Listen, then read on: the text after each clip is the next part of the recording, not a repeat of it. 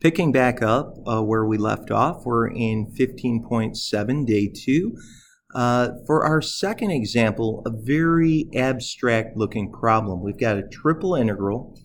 The f of x is unspecified, and I think that can get kids uncomfortable when they first see it.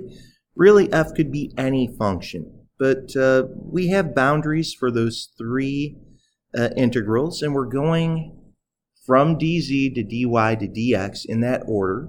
So we've got that solid e, but we want to rewrite that integral in a different order, first with a dx, then a dz, and then a y, then a dy. So really what we have to do here is first realize, because we are beginning with our dz, we're going to know that z is always going to be between, now looking at the boundaries, we're going to say z equals 0 and z equals y.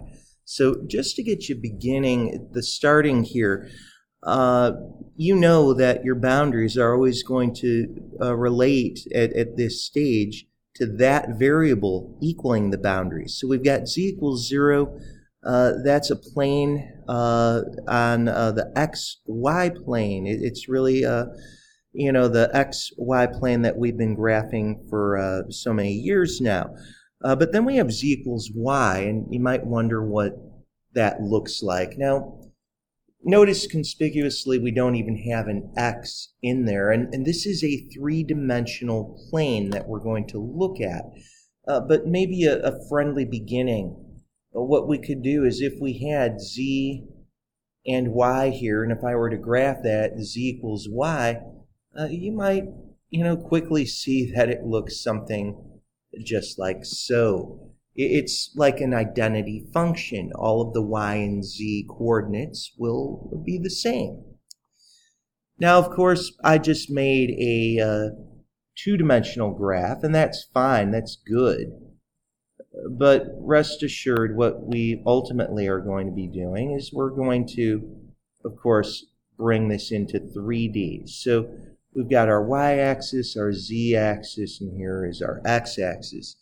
And as you're beginning to try to make sense of what this could look like, well, even if I erase this back axis right here and just made it go like so, you might be able to, really benefit from seeing that z equals y would, if I change this to blue, it would look something like this. But of course, that's going to be true when x is equal to 0. That's going to be true when x is equal to 1, when x is equal to 2, and x is equal to 3.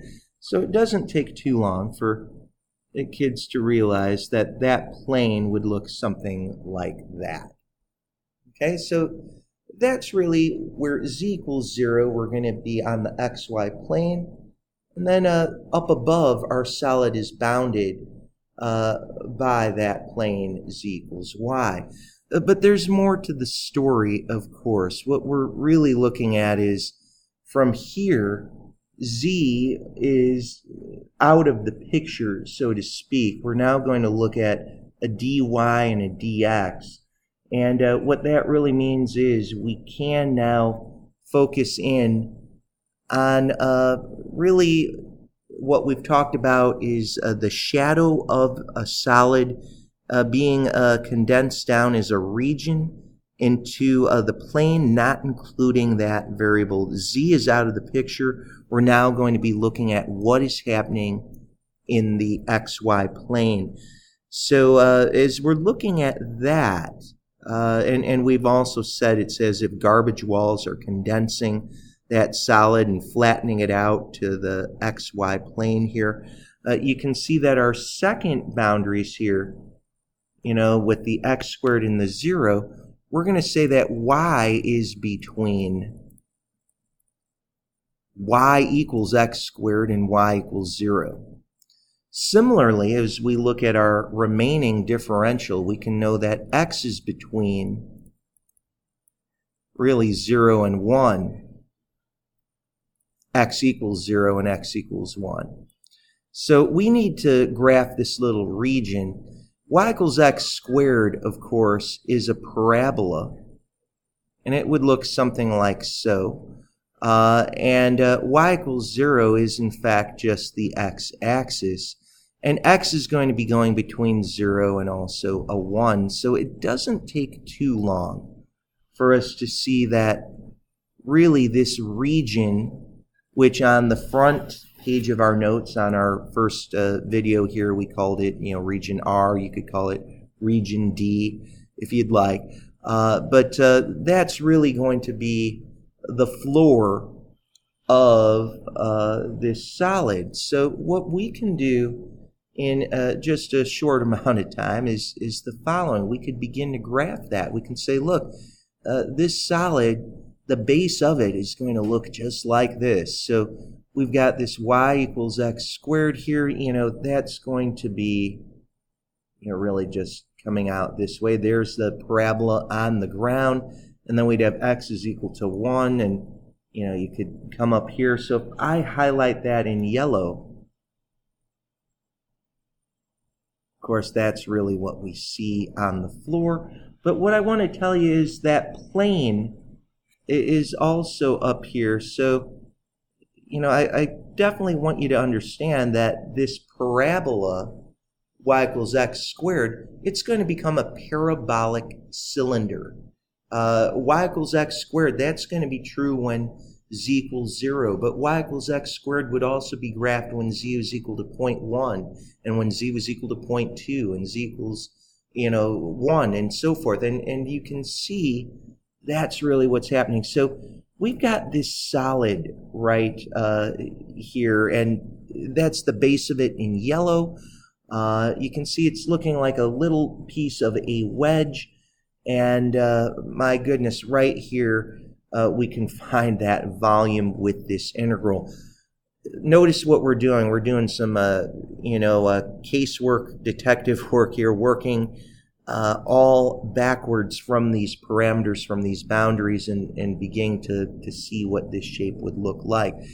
But that's not what they're ultimately asking us to do. They're saying, rewrite it. But now we want you to rewrite it so that first you're going to integrate with respect to x. So we'll have our f of x, comma y, comma z. First we want a x, then a z, then a y.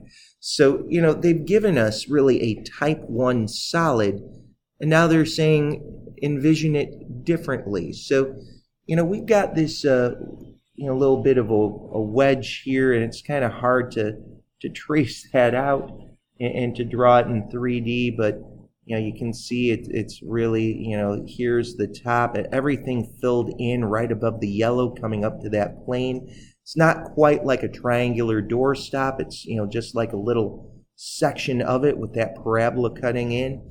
And, once again, now they're saying, well, rewrite it. Well, the very first thing that you're paying attention to is you want to know what x is between. X is between something in this solid.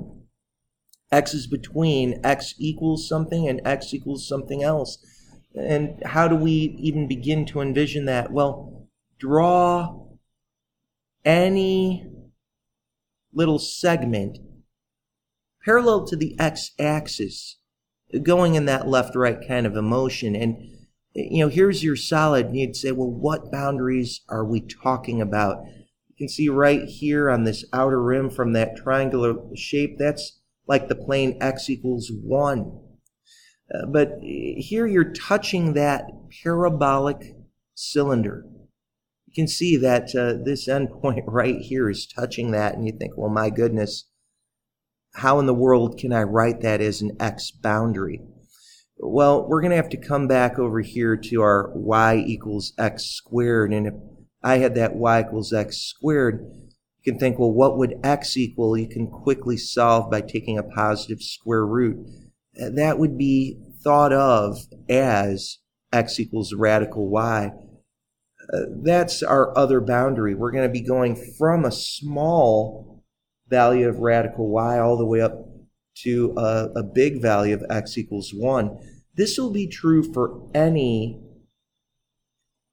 said segment drawn with parallel to the x-axis. You can always see you are bounded between those parameters. But where do we go next? Well, we're going to have to say, well, now we're going to have a region. That solid will now get projected. We can envision a shadow being cast, light being shown on that, and we're going to go to a plane, the axes that don't include x. So we need to go to the zy axis. And you can begin to see just from this picture, as you project that, this whole shape here right above the yellow region, you can see what's going to happen. You're going to get shaded in, remembering that you've got this parabolic, cylinder building up too. You can say, well, my goodness, that first picture that we drew, that is very, very helpful. We're going to be able to see that we're going up with this YZ axis or ZY axis. You can see that that seems to be the case, and yet, we know there is a stopping point to the solid. This doesn't go on forever. Well, I do want to show you that down here at the very bottom, this is where x is equal to 1. If you plug that into y equals x squared, you'd have a y value of 1. Down below, that's a z value of 0. This down here would be a y value of 1. And that can definitely help you out, because now, as you're coming in over here, and you can see I'm going to shade this a different color, say that's green.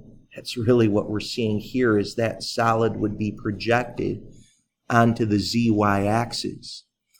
Now, what you're going to see is you need to find boundaries with Z now. And you can draw a little bar parallel to the Z axis, and you're more or less going to say Z is between Z equals something and Z equals something else. You'd say, well, up on top, you've got Z is equal to Y. Down below, you could see that would be Z equals 0, and that right there would be your boundaries for Z. But then we also have our last components. Y is going to be between all these bars right here. You're going to be able to say Y is going between 0 and 1. And guys, that actually is the end of this problem. A big question that I can understand, in a book problem, you can quickly flip to the back and see if you got this problem correct. The bigger issue is on a test or a quiz. There could be some fear thinking, how would we know that we got this correct? Well, with the TI-89, your function could very easily be typed in as a 1. You can see that's what I've done. I'm not going to take the time to go through all of that. You can see this integral that we just wrote our answer I've got right here. Type that all out, you'll get 1/10. By way of comparison, if you compare that to the original problem with a function of 1, you get the same thing. So that can be your peace of mind, how you know that you've actually done this problem correctly.